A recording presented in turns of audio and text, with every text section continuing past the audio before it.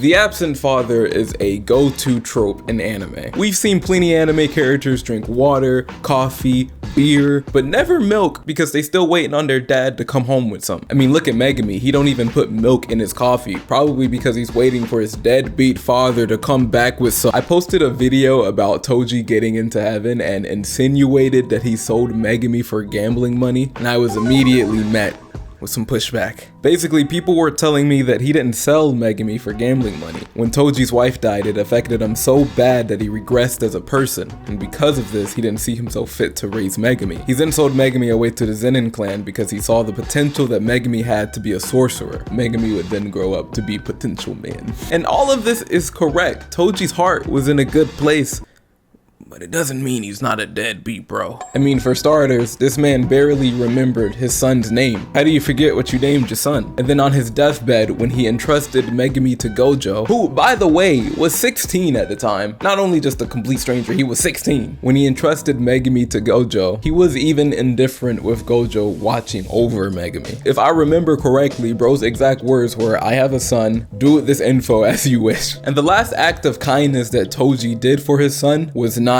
kill him. The bar is in hell. But is Toji the worst anime dad? That's what we're gonna find out today. I have selected some of the most notorious anime dads to see who's the best and see who's the worst. Then we'll see how bad Toji really is in the grand scheme of things.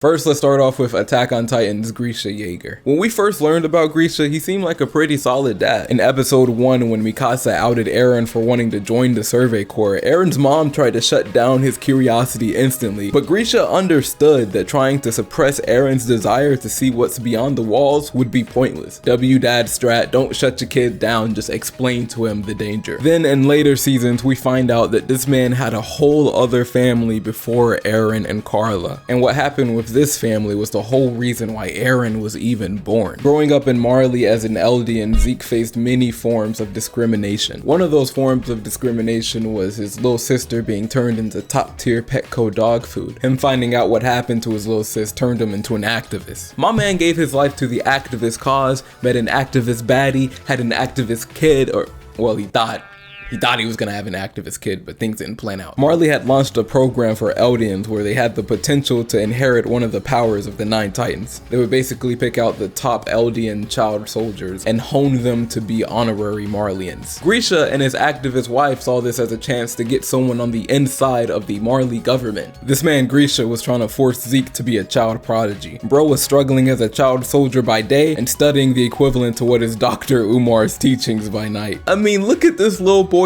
face. He was stressed. This is me when I was taking AP Calc in high school, bro. It was so bad that one day Zeke had seen a son and father playing ball outside, so he tried to rush to get home so he could play with his dad, and as soon as he got home, he was like, "Yo, dad, I'm back early." This man Grisha talked about, "Oh, you're back early? That's more time for us to study." Like, bro, I just want to play with my dad. This man Grisha had pulled up to his son's child soldier practice to see how good he was coming along, and he seen Zeke was trailing behind last place. His son was a fraud. And then he looks at his son with a look of horror, disgust, and disappointment. This is a crazy face to make at your son. Imagine if your father looked at you like that. I know some of y'all didn't grow up with one, but just imagine he was in your life.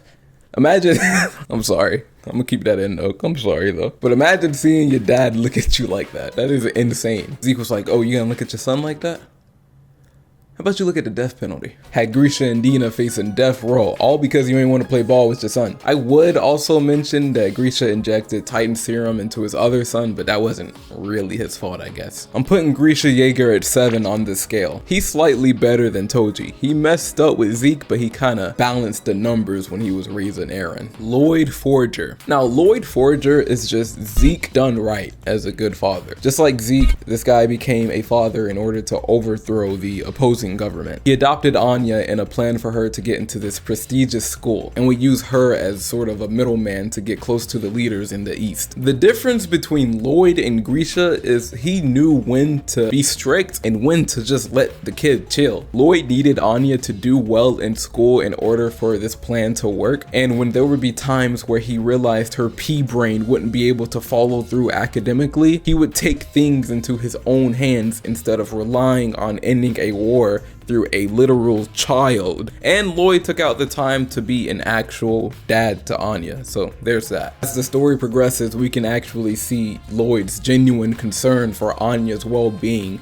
that kind of transcends the boundary of the initial mission. I'm gonna put him at 2 on the scale. Compared to Toji, you would think this man is the best dad ever. Now let's talk about Endeaver. This might be a contender for one of the worst anime dads ever. This man Endeaver was literally pumping out kids for the simple fact that he is an A1 hater towards All Might. Bro couldn't become the #1 hero because of All Might's presence, so he decided that one of his children would become his successor. And after he finally came to the conclusion that he was never going to surpass All Might, Endeaver decided to have an arranged marriage with a woman with an ice quirk with the intentions of creating a child that has both his fire quirk and their mother's ice quirk. Gene mixing is crazy! He then proceeds to have 4 kids: Toya, Fuyumi, Natsu, and Shoto. We don't really know much about Fuyumi and Natsu because Endeaver didn't care enough about them to even have them in his flashback episode, so I'm mainly just going to be talking about Todoroki and Toya. When his first child Toya had originally showed promise, Endeaver got happy that his gene mixing worked, but Shoya's body was just not equipped to handle his flames. And when Endeaver realized that this kid was not going to be a successor, he went and had another kid,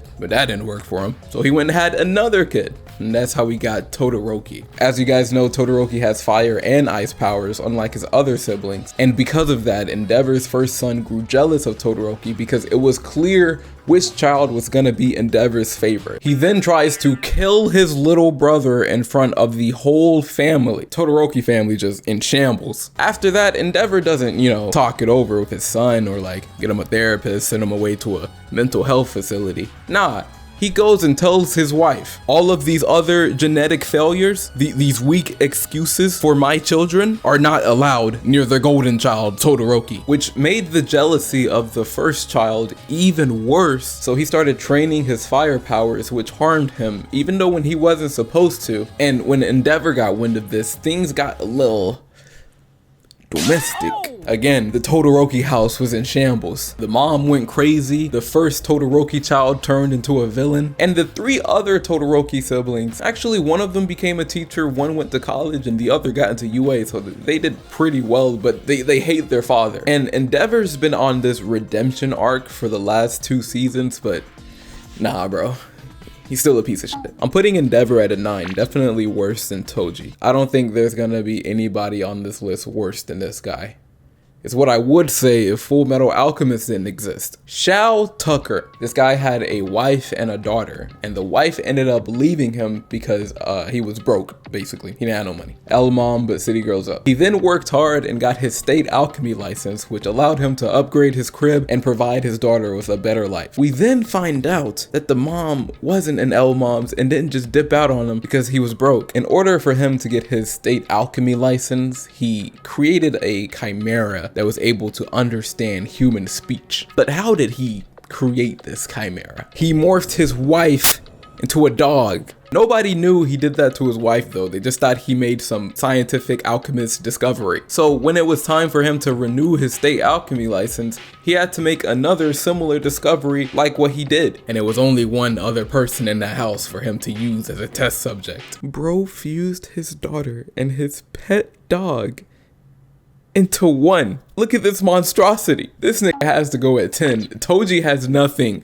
on this man, and I mean nothing. All right, now let's talk about Naruto. So at the beginning of Boruto, Naruto was kind of a bad father. I mean, he was the Hokage, so he didn't get that much time to spend around his kids since he was always in the office. But in my opinion, Naruto is more of a head ass than he is a bad father. Growing up on Naruto, I've always had the idea that if I had shadow clones, they would be doing my task for me. They would do my homework, clean, go to work for me, while my main body just chilled. And we know it's possible to get your shadow clones to just do tasks for you, as seen in Naruto's training for the Rasen Shuriken. So for what reason did Naruto decide to not just keep a clone at the Hokage office and send his main body to his daughter's birthday party? Now, since you're so exhausted, your clone just disappeared, dropping a perfectly good birthday cake and breaking the heart of a cute little innocent girl. This, however, doesn't make him a horrible dad. The horrible dad that's in the Naruto verse is Raza of the Sand. Much like Minato, he put a Jinchuriki in his son Gaara, and instead of helping him hone his power like how they helped the Jinchuriki in the Hidden Cloud, he abandons him and even tries to get Gaara assassinated multiple times. Trying to assassinate your child is wild. And look, I think if your kid is 10 years old, not to get too political on this channel, but might be a little too late for an abortion. Also, this man Raza got reincarnated during the 4th Great Ninja War, and when he was defeated by his son Gaara, he tried to pull out the "I'm proud of you, son" dialogue option. Like, nah, don't call me your son now that I'm Kazekage now. He's worse than Toji. Attempting assassination on your son definitely puts you at a 9.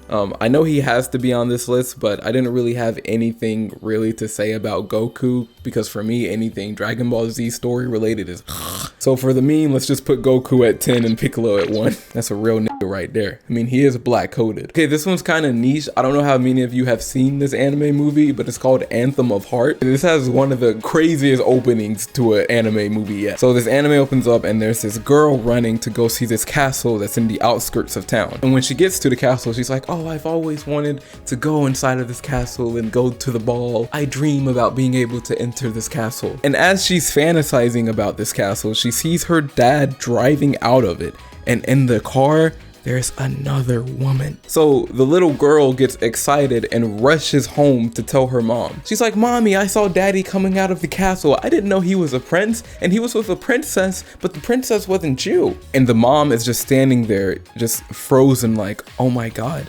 my husband is cheating on me." And the little girl, she clearly doesn't know that she just exposed her father for cheating. So she's just a little confused, like, why doesn't mommy want me to talk about that? So it cuts to the dad putting the last of his things in this U-Haul truck. The little girl comes outside. She's like, "Daddy, where are you going? If you and mommy had a fight, I can help you guys make up." And then the dad looks the daughter dead in the face and says, "This is all your fault." And the way that the animators made this scene, it's like a fisheye lens. You can just feel the instant heartbreak of the daughter realizing what her dad just said to her. Golly, bro, put that nigga at a 11. He didn't try to assassinate his kid or turn his daughter into a dog or nothing, but this one just a little too realistic. In conclusion, on the anime scale, Toji isn't that bad. But may I remind you, for anime dads, the bar is in hell. I'm Tyler Relief. If you enjoyed this video, go ahead and give it a like and subscribe to become a medic today. Over the last 2 weeks, like 4,000 of you came through and subscribed. Thank you. It's crazy. I'll see you guys on the next video. I'm trying to upload more consistently. Bye.